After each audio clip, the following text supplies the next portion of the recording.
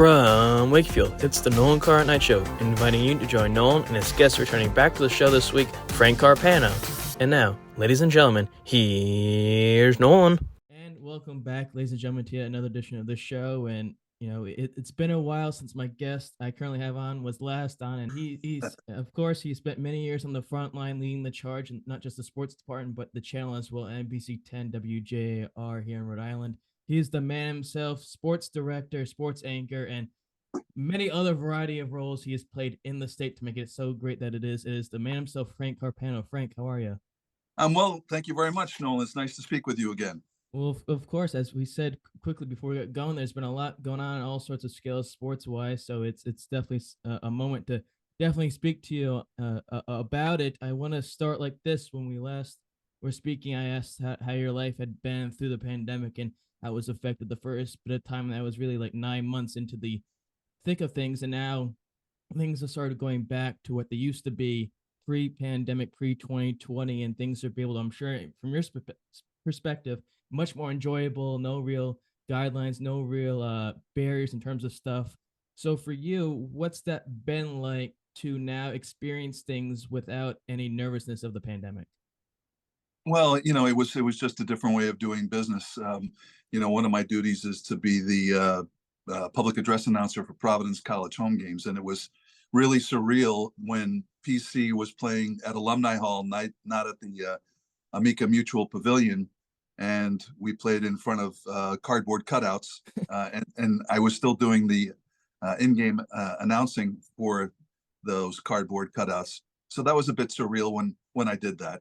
And in going to some of the professional sports in Boston, there were limitations on where we could go, on what we could do, and that was it was tough. But now, like you said, we're pretty much back to normal now, which is a good thing. You talked about the public address announcing for PC, which is sort of where I want to start first. Not with that role per se, because we talked about that last time to an extent, but PC men's basketball, obviously a new era for not just the men's program, but for the women's program as well. Kim English leading the charge for the men's team. A new era. Obviously, it ended in a sort of sticky, odd, uncomfortable situation for, I think, certainly most students and fans, and I'm sure others as well. For you, not witnessing that per se, but seeing how it unfolded from a journalistic standpoint and maybe personal standpoint as well, what was it like for you, seeing as you're one of the people there reporting the games, you're there talking to these people and so forth? Well, it was difficult. I mean, we've known Ed a long time. I go back to when he was in high school when I first started covering him, and obviously he really helped build up the program, left the program much better than the way he found it.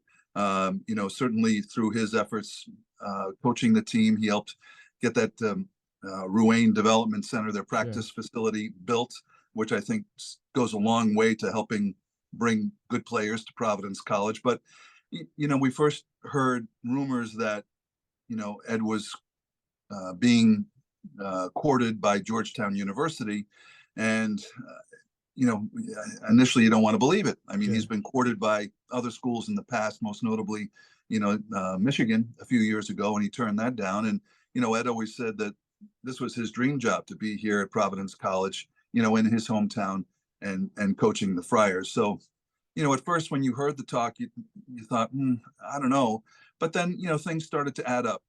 His daughter will be a senior next year at Georgetown University. Ed is very much the family guy. He really looked up to John Thompson Sr., who coached Georgetown and made it the program that it was back in the 80s.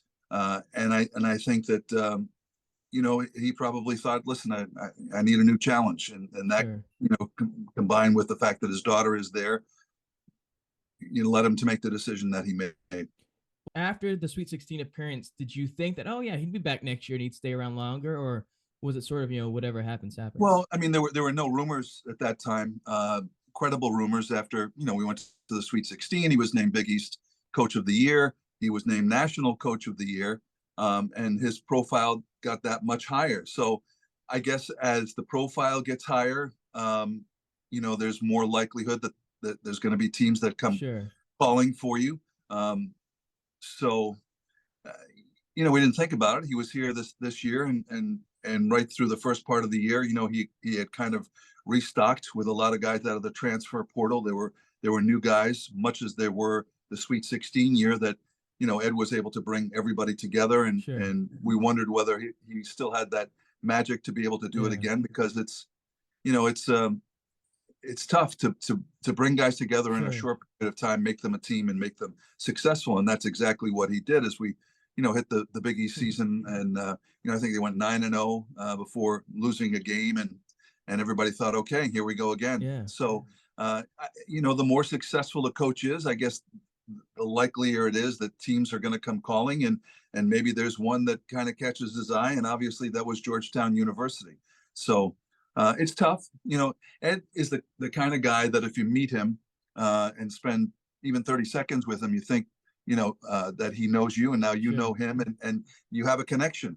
And I think people were disappointed because many of them felt a connection with Coach Cooley. And, like I said, he really brought the program up, and it was a great representative for Providence College and for the state of Rhode Island, really. Now, and granted, I'm just a fan, so I'm not a person in your situation, but most coaches, when they leave to go to another program, they take their staff with them, whether it be support staff or people on the bench as well. And one of the people on Cooley's bench, both will be at George Washington, and at PC was Jeff Battle, longtime assistant coach, had success everywhere he went, was an associate head coach at PC.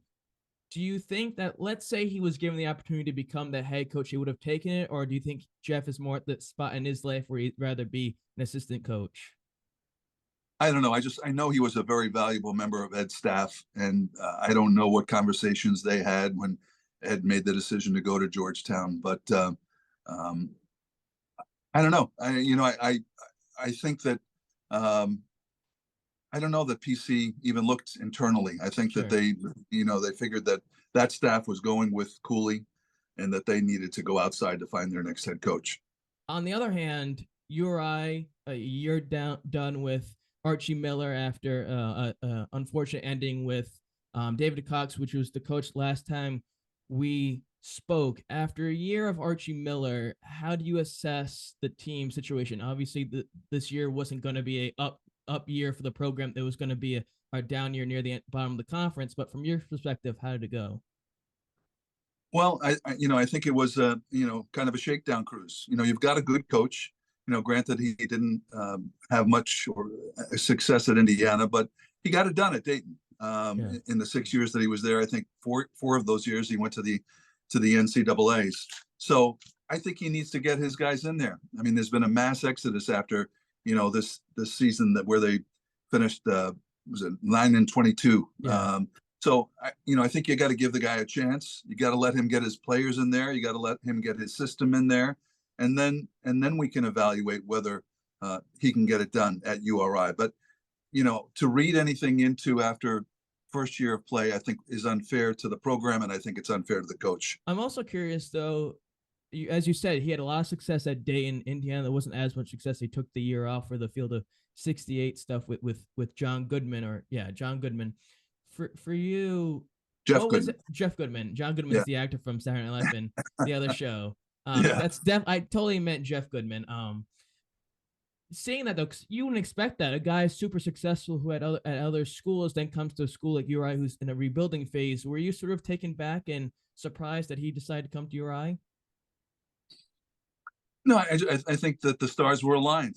I mean, I think it was a great get by URI athletic director Thor Bjorn, and so he wanted to resurrect his career, and I think Thor convinced him that this was the place where he could do it. And like I said, I think we need to give him a couple more years to see if he can get it done here. Although the URI men's team hasn't done too well, on the other hand, it's been the opposite for the women's program, and the brief stint that Tammi Reiss has been there so far before signing the big contract she signed last year. From your perspective, covering these teams for so many years, what's it like to sort of see this reverse and then to see Tammi Reiss do this well so soon at URI? Well, it's great. I mean, she is a force of nature. What an incredible personality, and I can only imagine, what it's like to have her as a leader, be Sure. your head coach. And I think that says, a lot regarding the success that they've had. So I think, in that respect, it's really great that she's there. And I think, as long as, she is there, they're going to continue to have success and grow the program there. So, I think that's great. Another thing I wanted to mention is, we're talking about coach being there for just a year. Listening to Rick Pitino, who was hired by St. John's, and his opening interview, he said, listen, a lot of these guys aren't going to be here. Sure. I want guys who are going to want to play my system, and not everybody here is going to want to play my system. Sure. And, and if that's the case, I think every coach to a certain extent feels that way, Sure. although they may not articulate it the way that Rick did. So, whether it's, whether it's Miller at URI or English at PC, Grasso at Bryant, I mean, they all feel that way. We want guys who are going to play our system. You don't want somebody swimming the wrong way when you're trying to go upstream. Sure. What I'll end with this. I mean, URI's in a good spot to then to hopefully go forward. You see URI women's program there going forward. They almost made the big dance this year. They didn't make it, so hopefully we see that in the near future. You're covering all these programs that are either down years but rebuilding up, or these professional teams. The Celtics having an amazing season, the Bruins having an amazing season, the Red Sox hopefully returning back to the playoffs after missing last year. For you, we mentioned last time we talked anniversary year at WJAR NBC10 here in Rhode Island, to be covering all this action that's in so many different angles and variations and versions. What's it like to you, not in terms of staying busy, but also being in a profession that you love, covering all these teams? It's the best part of my job, to be honest with you. These teams are teams that I grew up with. I grew up in Massachusetts. So, the Patriots, Red Sox, Bruins, and Celtics were my teams. So it's kind of neat to be able to cover them now as professional sportscaster.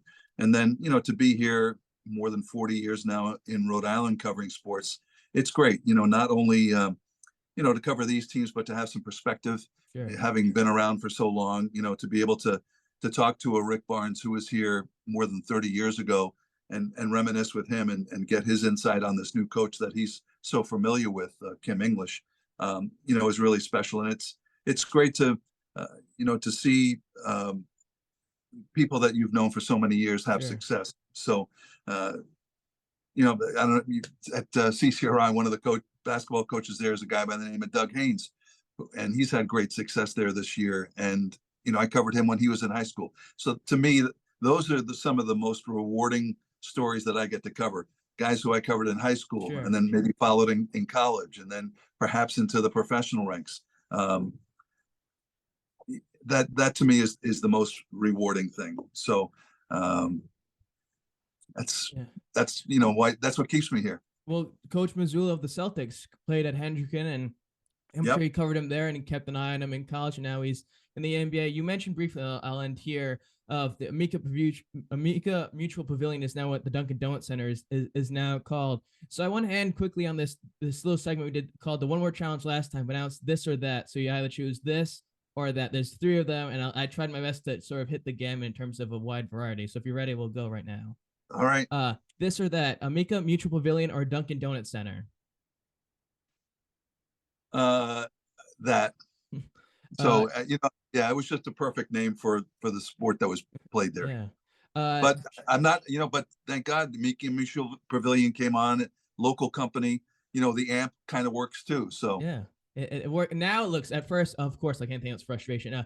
Jason Tatum or Jaylen Brown led Celtics, seeing as one's going to be in free agency soon. I got to say Jason Tatum.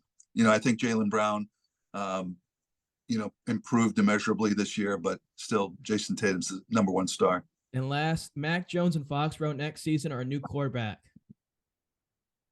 I think Mac Jones is going to be, I think you got to let the kid have another year with a real offensive coordinator. And Bill O'Brien, I know that he was at Alabama. They crossed paths there. So, they're familiar with each other, and hopefully, the kid can put last year behind him and have himself a year. I hope, because I don't know. I don't see the Patriots drafting another quarterback this year. Do they bring somebody else in? Potentially, but Yeah. I think it's only fair to give that kid another year. I know you got to go, so I'll say thank you, Frank, for doing this. It was great to do it a second time around. I appreciate your time. As I said before, a guy growing up watching you on TV, so this is a fun treat. I appreciate it. It's always fun to speak with you, and I hope we can do it again sometime. Yes, we will. And that's when you get inducted to probably another Hall of Fame that you're already inducted into. Well, if you enjoy that, if you guys enjoy this out there, because who the hell wouldn't? Because this is Frank Carpano, gosh darn it. You're going to want to subscribe, like, comment, share all that fun jazz. Follow on Twitter, Nolan Card Night. Instagram, the Nolan Card Night Show, for all the news and updates regarding the podcast. And in the words of the Dean of Talk shows, similar to this one, of course, Johnny Carson, I bid you a heartfelt good night till next time when we speak again.